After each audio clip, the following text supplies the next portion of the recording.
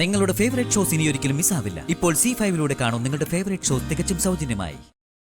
8ാം ഭാവാധിപൻ 12ാം ഭാവത്ത് വന്നിരിക്കുകയാണ്.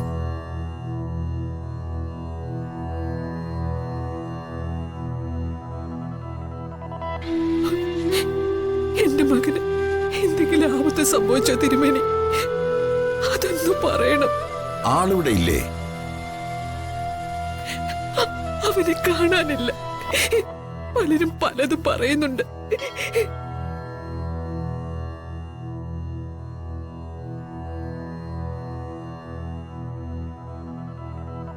അയാളിപ്പോൾ സ്ഥിതി ചെയ്യുന്നത് സുരക്ഷിതമായ ഒരു വലയത്തിലാണ്.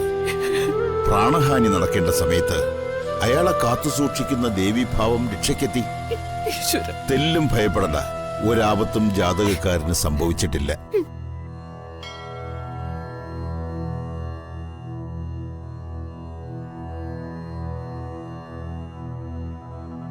പിന്നെന്താ അവൻ തിരിച്ചു വരാത്ത? ഈ വീടിനെ ബാധിച്ച അന്ധകാരത്തിന്റെ വലയം ഇങ്ങോട്ട് ആകർഷിക്കുന്നില്ല.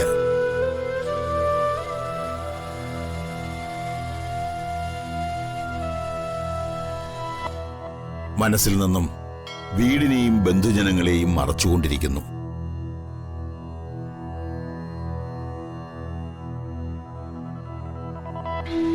പരിഹാരക്രിയ ഉണ്ടോ തിരുമേനി?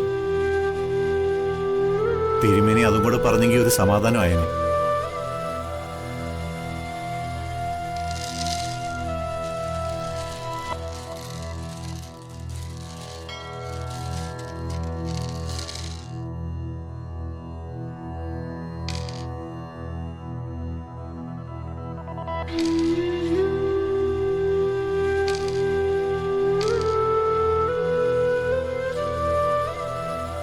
ഗ്രഹനാഥനായ സൂര്യനെ പോലെയാണ് ഈ ഗ്രഹത്തിൽ ജാതകക്കാരന്റെ സ്ഥാനം.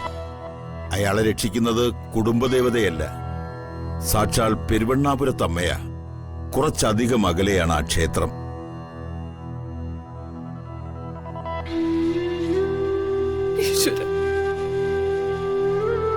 ജാതകക്കാരന് ദേവീകടാക്ഷം കരുത്തായി ഉണ്ടായത് അവിടെ നിന്നാണ്.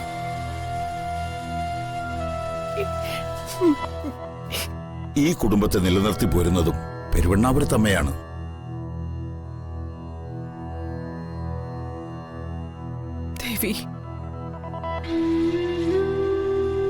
ഭഗവാൻ പരമശിവനും ശനി ബാധിച്ചിട്ടുണ്ട്.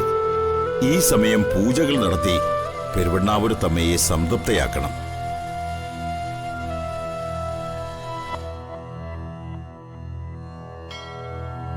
അങ്ങനെ ചെയ്യാം. ലക്ഷ്മി കടാക്ഷമുള്ള ഒരു പെൺകുട്ടി നിങ്ങളുടെ കുടുംബത്തിൽ വന്നു ചേർന്നിട്ടുണ്ട്.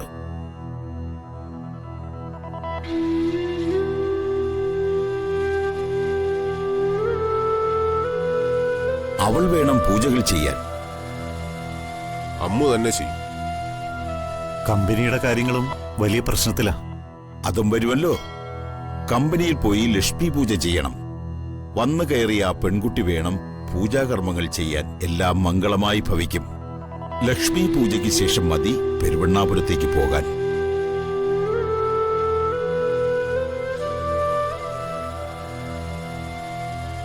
അവിടെ ചെയ്യേണ്ട പൂജകളുടെ ചാർത്ത് ഞാൻ തരാം.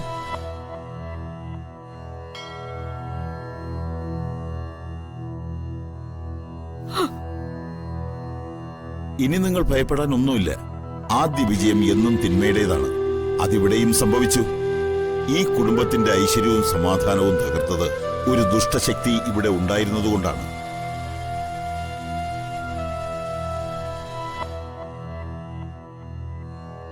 മനസ്സ് മലിനമായി പൂജ ചെയ്താൽ ഒരു ദൈവവും പ്രസാദിക്കില്ല.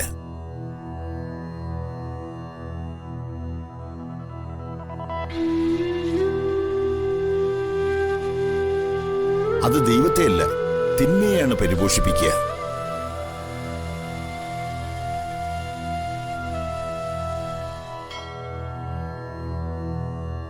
തടസ്സങ്ങൾ മാറാനായി അംബികാമന്ത്രം എല്ലാവരും ഹൃദയസ്ഥമാക്കി വയ്ക്കണം. അംബികാനാഭി നിധന അശ്വാരൂഢ അപരാജിത. ഈയടുത്ത് ചില പ്രശ്നങ്ങളൊക്കെ ഉണ്ടായിരുന്നു. വീട്ടിൽ മുത്തശ്ശി മരണപ്പെട്ടു. അതൊരു കൊലപാതകമായിരുന്നു. അതിന്റെ ഷോക്ക് വളരെ വലുതായിരുന്നു. അത് കമ്പനിയുടെ പ്രവർത്തനത്തെ ബാധിച്ചു. അവസരം മുതലെടുത്ത് ചിലർ കമ്പനി പൂട്ടിക്കാൻ നോക്കുന്നതാ. ഞങ്ങൾ അത് മറികടക്കും. സഞ്ജയ് പണിക്കരിൽ വിശ്വാസം ഉണ്ടായിട്ടല്ലേ ഞാൻ വന്നത്. ഈ പ്രോജക്റ്റ് നിങ്ങൾ ഏറ്റെടുത്താൽ എല്ലാത്തിനും പരിഹാരമാവും. Thank you. നിങ്ങൾ അല്പനേരം വെയിറ്റ് ചെയ്യൂ. ശരി മാഡം. അമ്മ വാ.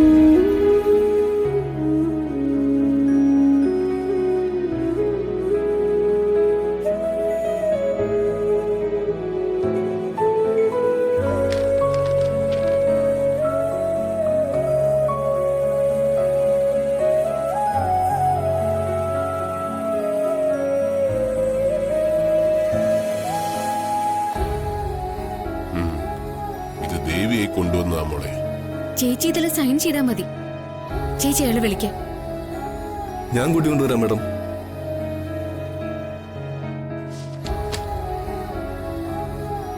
കോടിയുടെ പ്രോജക്റ്റാ ഒന്നാം ഘട്ടം. അവർക്ക് തൃപ്തികരമെങ്കിൽ തുടർന്ന് നമുക്ക് ചെയ്യാം. എല്ലാ വഴികളും തെളിഞ്ഞു. എന്റെ മോനൊന്ന് വന്നാ മതിയായിരുന്നു.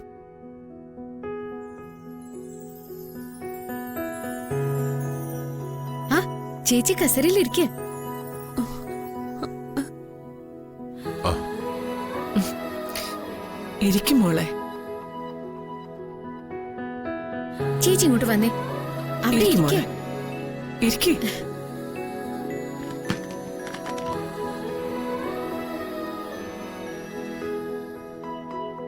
ഇരിക്കൂ. ശരി, താങ്ക്സ്.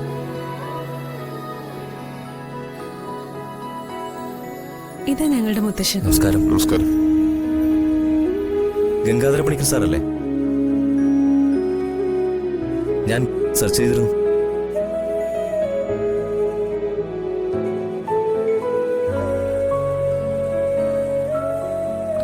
ഇത് ഹസ്ബൻഡിന്റെ അമ്മയാ.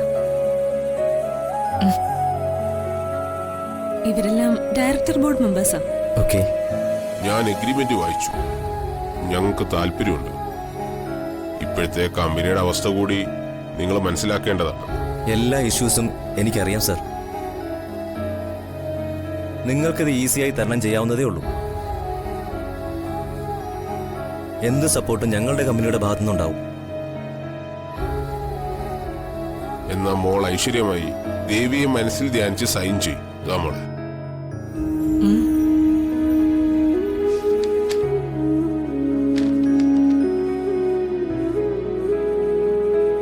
സൈൻ ചെയ്യും ആ, മോളെ. ചെയ്തോ മോളെ.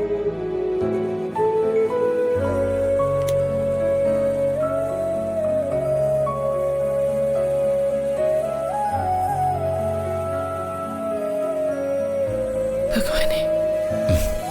ചെയ്യ.